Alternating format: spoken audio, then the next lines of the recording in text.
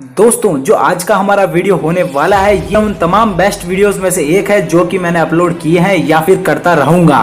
तो मेरी आपसे यही विनती है कि अपने कीमती 5 मिनट मेरे नाम कर दीजिए, बदले में आपकी छाती के अंदर एक चिंगारी भड़क उठेगी और जब चिंगारी लग जाती है ना तो आग लगते देर नहीं लगती। आज मैं यहाँ पर सचिन तेंदुलकर सर के 2-3 लाइफ के किस्से बताऊंगा। उन किस्सों से यही प्रूव होता है कि उन्हें ऐसे ही क्रिकेट का भगवान नहीं कहा जाता, क्योंकि बिना संघर्ष कोई महान नहीं होता, बिना संघर्ष कोई महान नहीं होता, बिना कुछ किए जय जयकार नहीं होता। जब तक नहीं पड़ती हथौड़े की चोट तब तक कोई पत्थर भी लोगों के लिए भगवान नहीं होता।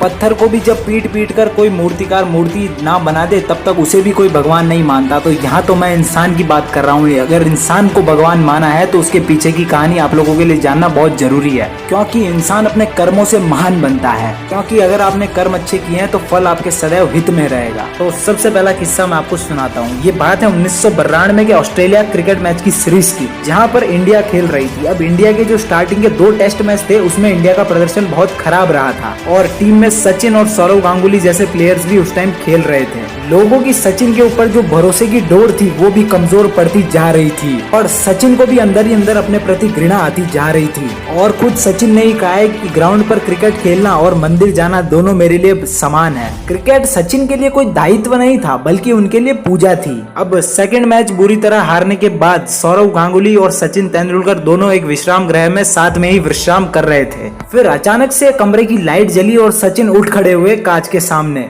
अपना बल्ला लिया और हवा में घुमाने लग गए। थोड़ी देर तो सब कुछ ऐसे ही चलता रहा, लेकिन कुछ देर पश्चात गांगुली की निंद्रा भंग हुई। गांगुली उठ खड़े हुए और सचिन को समझाने लगे कि पागल अभी तो सो जा, सुबह प्रैक्टिस कर लेना। तो सचिन का जो जवाब था वो आप लोगों को सुनना चाहिए। सचिन ने बोला कि 2 मैच हारने के बाद मैं सो कैसे जाऊं, मेरी आंखों में नींद नहीं बल्कि अंगारे भड़क रहे हैं और इन अंगारों को ठंडा होने में आज की पूरी रात्रि जाएगी।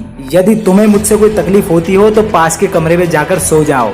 सचिन ने रात भर प्रैक्टिस की और अगले ही दिन सचिन का धमाकेदार परफॉर्मेंस रहा और सचिन की बदौलत अगले दिन का मैच ड्रॉ हो गया। तो दोस्तों जिस दिन आपको अपने काम के प्रति ऐसी श्रद्धा हो गई ना, विश्वास के साथ कह रहा हूँ कि उस दिन आपको कोई नहीं रोक सकता। और सचिन आपको बता दूं आदर्शों के बड़े पक्के थे। अब जनरली होता क्या है कि क्रिकेट मैच होने के बाद लोग पार्टी करते हैं, जैसे कि अगर मैच जीत गए या कोई सीरीज जीत गए तो रात को पार्टीज वगैरह होती है बार्स वगैरह में। तो सचिन ने कभी भी वहां पर अल्कोहल वगैरह ऐसा कुछ भी अब्यूज नहीं किया। साथ वाले भी बहुत फोर्स करते हैं, अरे एक बार ले ले, एक बार से क्या फर्क पड़ रहा है ये वो, लेकिन सचिन ने कभी भी अपने आदर्शों के साथ समझौता नहीं किया। तो दोस्तों आदर्शों के प्रति श्रद्धा और कर्तव्य के प्रति लगन का जहाँ भी उदय हो रहा है, समझना चाहिए कि वहाँ किसी देवमान का अभिभाव हो रहा है। ऐसे ही कोई भगवान थोड़े ही बन जाता है। सचिन सर के आदर्शों का एक और किस्सा मैं आप लोगों को बताता हूँ। एक टाइम था जब सचिन सर टेस्ट और वनडे में पूरी दुनिया में सबसे हाईएस्ट रन्स के खिताब को हासिल कर चुके थे। तो उन्हें एक लिक्विड ब्रांड की तरफ से ऑफर आया एड प्रमोशन करने का और कीमत थी 20 करोड़ रुपए। और बता दूं ये बात आज की नहीं है, आज से कई सालों पहले की है। आज से कई साल पहले 20 करोड़ की वैल्यू बहुत ज्यादा थी और आज भी है। तो सचिन ने बचपन में अपने पिताजी को एक वचन दिया था कि वो कभी भी अल्कोहल और ड्रग अब्यूज को प्रमोट नहीं करेंगे।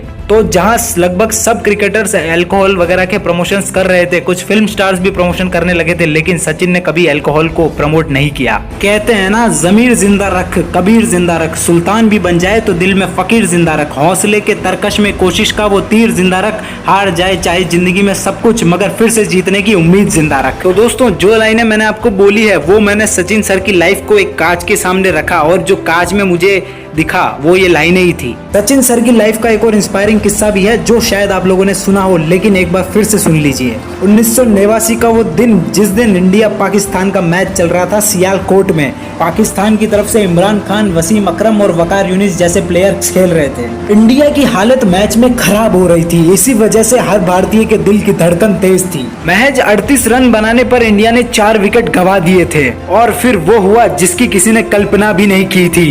एक 16 साल के बच्चे को स्ट्राइक पर उतरने का मौका दिया गया और आगे जाकर उस बच्चे को हमने सचिन तेंदुलकर के नाम से जाना। पाकिस्तान वाले तो बड़े खुश हो रहे थे, अरे 16 साल वाला हमारा क्या बिगाड़ लेगा। वकार यूनिस का ओवर चल रहा था। वकार यूनिस एक से एक फास्टर और बाउंसर बॉल दे रहा था। सचिन के पास उनका कोई जवाब नहीं था। सचिन सर की पार्टनरशिप में सिद्धू बाजी भी थे। फिर अचानक से एक फास्ट बॉल सचिन के नाक पर आकर लगी और नाक फट गया। स्टेडियम के चारों ओर से खिलाड़ी दौड़े दौड़े आए और जल्दी से फिजिशियन को बुलाया। फिजिशियन ने यही बोला, अब तू घर चला जा, अब तुझसे नहीं होगा। एक नई सीजन बॉल जब नाक पर आकर लगती है तो कैसा लगता है दोस्तों, कल्पना करके सोचिए। इतना सब होने के बाद भी सचिन ने बोला, मैं खेलेगा, मैं खेलेगा।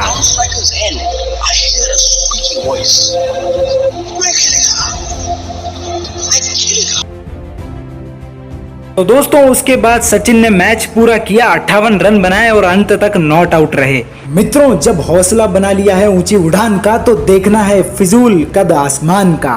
दोस्तों कुछ लोग तो पत्थर को भी भगवान बोलने में हिचकिचाते हैं, लेकिन जब वही लोग एक इंसान को भगवान बोलते हैं तो समझ जाना चाहिए कि वो इंसान कितना महान है। तो दोस्तों ऐसे ही कोई महान नहीं बन जाता। अगर महान बनना है तो अपनी हाथ की रेखाओं को मेहनत रूपी शिला पर घिसना पड़ेगा। अगर वीडियो थोड़ा भी पसंद आया हो तो वीडियो को लाइक कर देना और चैनल को सब्सक्राइब कर देना। मेरा निरंतर प्रयास रहता है कि हर रोज मैं आप लोगों के लिए ऐसे वीडियोस ला सकूं। तो सचिन सर के 2-3 किस्से और हैं जो बहुत ज्यादा इंस्पायरिंग है और वो मैं YouTube शॉर्ट्स में आपको बता दूंगा। तो बेल आइकन प्रेस करना मत भूलिएगा। वीडियो बहुत लंबी हो गई है, मिलता हूं अगली वीडियो में। जय हिंद, जय भारत।